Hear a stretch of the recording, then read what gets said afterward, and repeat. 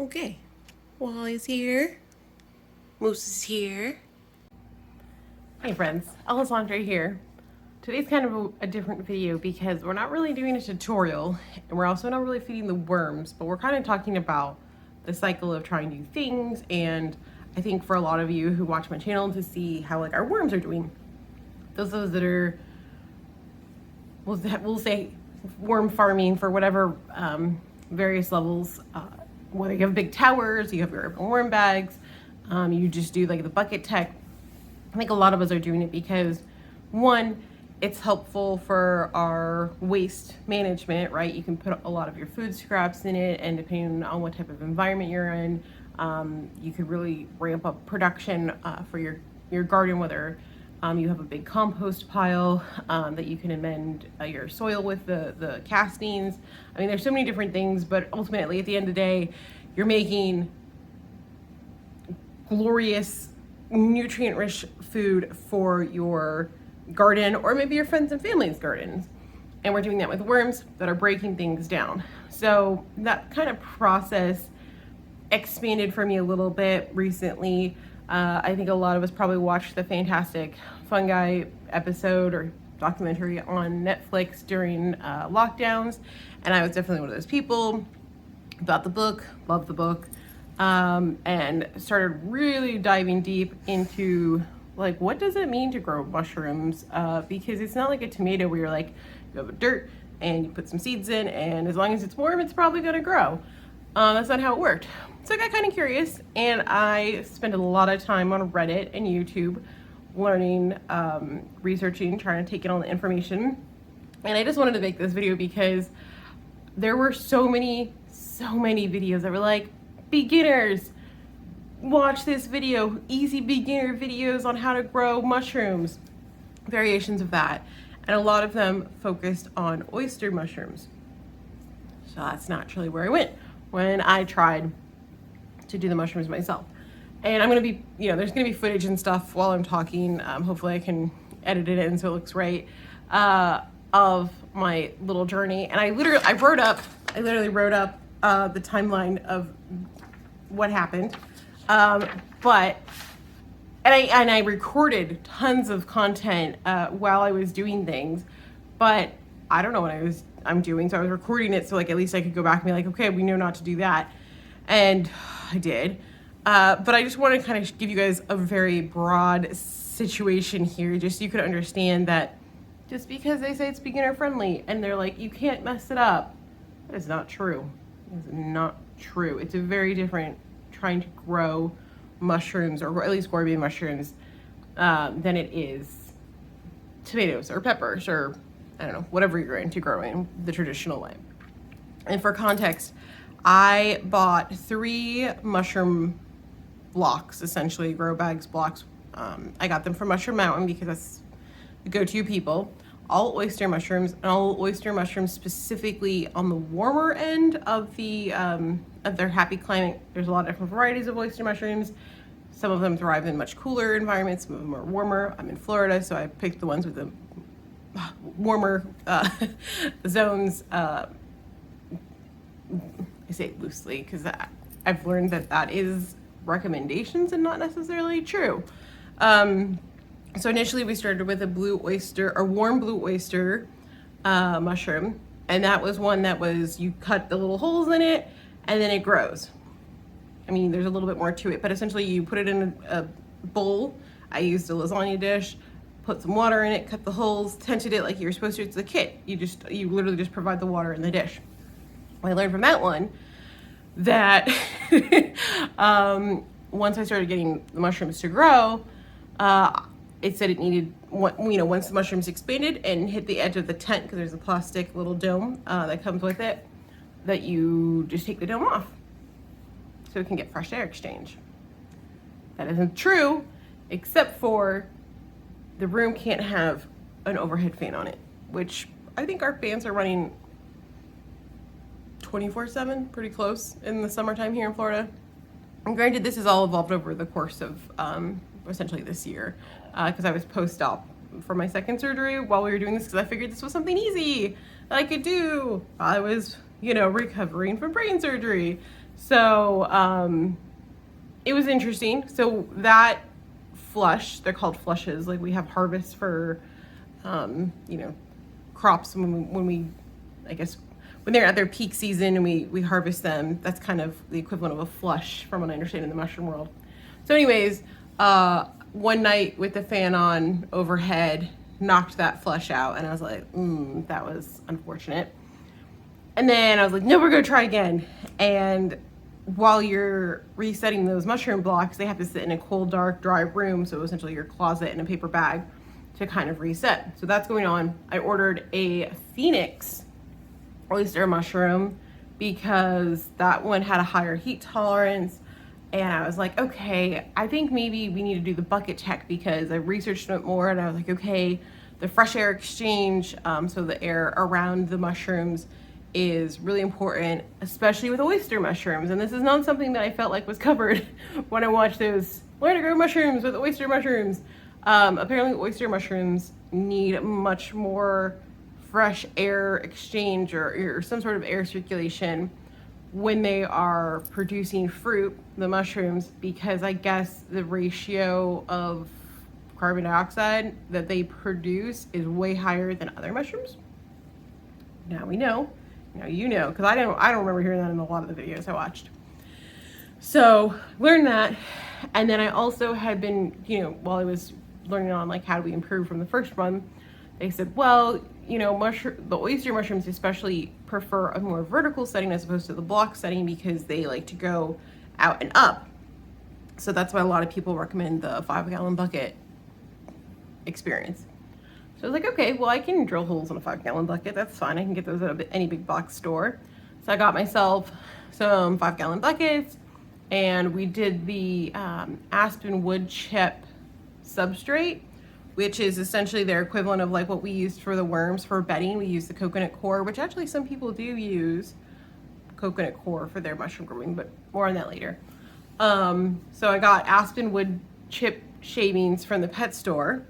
And you're not really, like, if you can sterilize them, great, but I don't know how to do that. And so the equivalent or alternative is pasteurizing, which is you essentially put it in the 5-gallon bucket, put the shavings in the 5-gallon bucket, and then you pour enough boiling water over it till it covers the wood chips. You snuggle it up in a blanket, and then you let it naturally cool and percolate overnight until it's killed most of the germs, because I guess in this instance we don't want germs, like we don't want the diverse life like we do in our worm bins. And I was like already like, I like dirt. I want the microbes and stuff, so it was kind of counterintuitive for me as somebody who's been focusing on my worms for so long. But nevertheless, I did it. And so at the time, it was right around, by the time I got all the materials, it was right around when the first mushroom block was about ready to be restarted. So essentially, if you watch any mushroom tech or bucket tech for mushrooms, at least the oyster mushrooms, what they're telling you to do is get a 5-gallon bucket, drill some holes in it, and then of course holes for the bottom for drainage. And then you're pretty much creating a lasagna of the shavings and then the inoculated block that you got that the mushroom fungi has already kind of spread over. You're kind of creating a layered giant bucket lasagna essentially. And then what happens is you let that sit for a little while, and those are the great conditions for the mycelium to spread. So they need to cover all of that aspen wood shavings that you pasteurize. You drain out the water, you put it in there. And so that takes a little bit of time. And then if the right conditions, which are trickier than you would think, the right conditions occur, then you start getting pinning, which is little baby pins of mushrooms starting to come out through the holes that you drilled in the bucket, which is really exciting and really, really an interesting process. And I think everybody should try and do it at least once, just because it's really fun.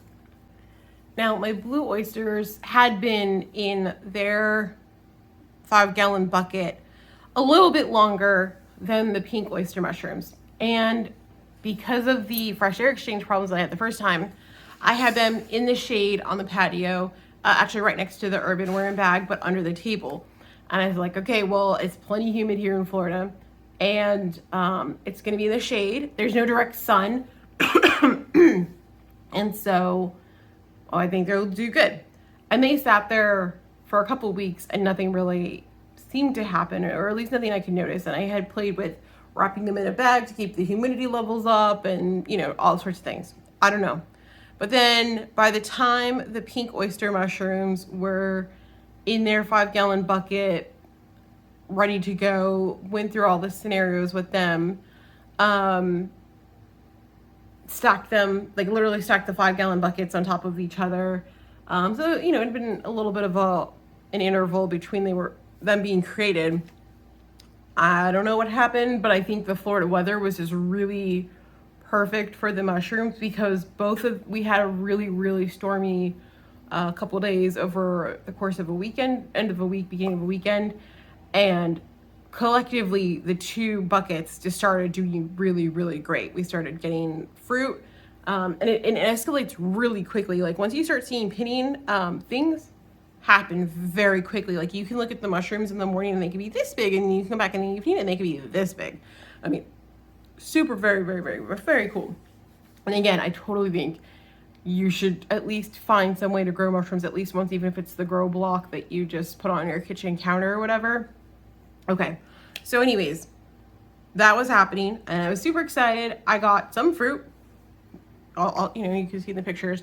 I mean, I don't know how much you're supposed to get in a first flush, but I was pleased. You know, I was like, hey, after all of this time, we finally got some fruit out of it. And then they were like, okay, well, you need to prep them again for their second flush. So bring them back inside and put them in a cool, dark environment again and kind of keep the humidity. Well, you can keep them in a cool, dark space. And then also once they've been in there for a little while, you need to wrap them in humidity. But if they just flush, you could skip to the humidity part right away. I don't know. Those 2 buckets are currently in my bathroom, wrapped up in plastic with a thermometer that's monitoring their humidity levels, and they haven't really started pinning or doing anything again yet. So I don't know if we're even gonna get a second flush out of them. I hope so. But at this point, I don't really know how this works, but we're gonna try. Meanwhile, while that is going on, I ordered a Phoenix block. So this is our 3rd block that we ordered of oyster mushrooms. And I was like, okay, we're gonna figure this out. We have 1 block that we tried, it failed, so we put it in a bucket. A 2nd block that we bought and just went straight to the bucket. And we have a 3rd block, but we're gonna try again to just keep it as a block and see if we can do this. So that block is trying. It's trying really hard. It sat in the closet because I got 1 flush going on it and I had kept it inside, and I was like, okay, let me move it to someplace else in the house where I could take the cover off of it. It wouldn't have fan problems and it would still get indirect light because they need some light. Some combination of not enough fresh air and then it dried out happened. So it got enough air where it dried out, but then it didn't get enough fresh air. I don't know. Well, we're trying it again, and it is currently early stages fruiting. So for all I know, this afternoon or tomorrow, it might have actual mushrooms that I could harvest. But nevertheless, I wanted to record this video because I'd already recorded a bunch of content. I started editing it and I was like, this is weird. These are just oyster mushroom fails for beginners. And then I recorded another video, like I said, where I went through like the whole detailed timeline of like exactly what I did and what I think went wrong. And I was just like, I don't really know what I'm doing because I'm also a beginner. So I wanted to make this video not to be like, woe is me, we tried and it failed. Like that's not what this is about. This was more just, there's so much in gardening that you can learn how to do and try and be curious about. And I don't want anybody to be discouraged when they watch either the how to grow beginner mushrooms with bucket tech, or how to grow easy cilantro, or a quick way to get your peppers going. Like, there's a lot of that type of material out there. And it's true, there are some easy ways to do things, but at the end of the day, you can watch all of the videos, read all the content, watch all the tips and tricks on Instagram. At the end of the day, the best thing that you can do for yourself, and really, and this is beyond just gardening, but really especially here, just go in and try it. You know, take notes, you know, be curious about it, but be smart about it. So if you're trying something new, you know, it doesn't take a huge amount of time to just have like a little notebook or something where you keep a little log of like what we do with the worms, you know, like 628 fed the worms, you know, things like that. So all I'm saying is I hope you try to grow some mushrooms. When I did have the mushrooms on the porch coming in, I was out just at the right time where I could see this, or I was present while the spores were dropping. And that is really cool. Like, I tried to take pictures of it, and I tried to get a little video footage, but it just doesn't do it justice. But like, literally watching these mushrooms that were a fraction of the size a couple hours earlier, and their gills are opening up and spores are literally falling, like, that is some cool evolution stuff going on. Like, that's why I really think it's worth giving it a go, or 3 goes, or 4 goes, however many it takes, and however persistent you want to be with it. But this was just me wanting to share with you guys, like, not everything is as easy as the internet makes it seem. And I hope that if you are genuinely interested and curious in something, whether it's mushrooms or worms or pepper farming or butterfly rearing, whatever you're into, or I don't know, astrophysics, or I don't know, other things, whatever it is, you pursue it. And there's only so much you can learn in a book or whatever. At a certain point, you just have to get your hands dirty and get in there. And I hope this inspires you to at least try something. And I'd love for every video that was produced to be like, look at how amazing things were and everything was hunky-dory. But sometimes it's not. But I'm not, like in this instance, I'm not even mad that this stuff isn't working out, because at the end of the day, I have a whole bunch of aspenwood shavings that are inoculated with mycelium that I'm gonna go probably put out in the yard, because they won't grow anymore, right? But then my yard is gonna have bedding, it's gonna have mulch, and it's gonna have mycelium, which is gonna help improve the quality of the dirt and sand, essentially, that we have here. And so things are gonna grow better, and we're gonna expand that life more. So it's not a complete loss. And so there is some merit in being like, you know, that doesn't really go how I thought I was gonna go, but I still learned a whole bunch. And I don't know, I just wanted to share that with you, because I bet a lot of you have probably tried something, especially, you know, post-pandemic or during the pandemic. I think a lot of us got, oh, we'll try to make sourdough starter, we're gonna go try to make this, or, you know, and things probably weren't as easy as the internet made it seem. And so I hope that you can at least go through it and, you know, fail, but fail fast, and learn how to do better next time, because it's just a journey, it's just a process. And this isn't supposed to be my TED Talk or anything, but I just wanted to share this experience with you, because it was really fun, it was really interesting, and like I said, highly, highly recommend, just even if you do it one time, getting one of the mushroom box that you put on your counter and you just cut some holes in it and it grows. It's an interesting experience if you've never done it before. And for those of you who tend to the worms, the vermicomposters here, a lot of the blocks and the mushrooms can go into our vermicompost piles, depending on what kind of bedding you have. And it'll even make that compost even richer and more nutrient dense for your plants and your worms. So there's that. So I guess that concludes my TED Talk. If you have any questions, I'm happy to try to answer them. I'm obviously not a professional mushroom grower. I think partially my climate is not really helpful. You know, it's triple digits out right now. Humidity is all over the place, and that's fine. But I bet some of you are in a climate where you could give mushrooms a go, and it will probably go a lot better than it did here. But I hope you try. Let me know. Until next time, I'm gonna go pet some puppies and laugh about how comically bad this experience went. But we learned something, so that's good. All right, friends. Until next time, I'm Alessandra. Thanks for hanging out with me today. I think he's sleeping. The wild moose is sleeping? No, he does not sleep.